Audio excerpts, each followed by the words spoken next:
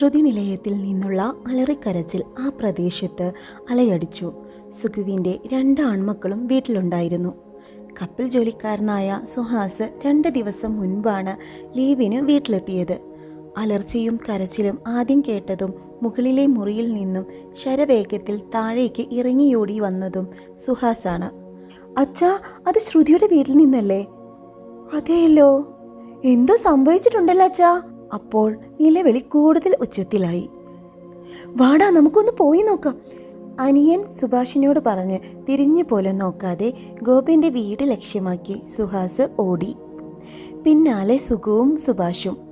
അവർ ചെല്ലുമ്പോൾ ഗോപനും ജയന്തിയും വാതിലിൽ തട്ടി നിലവിളിക്കുകയായിരുന്നു. എന്താ ഗോപ, എന്തു പറ്റി? സുഖു, ശ്രുതി, അവൾ വാതിൽ തുറക്കുന്നില്ലടാ, അവൾക്ക് എന്തോ അപകടം പറ്റി. അവരെല്ലാം കൂടി പലവട്ടം ഒന്നിച്ച് ആഞ്ഞടിച്ചപ്പോൾ വാതിൽ താനേ തുറന്നു.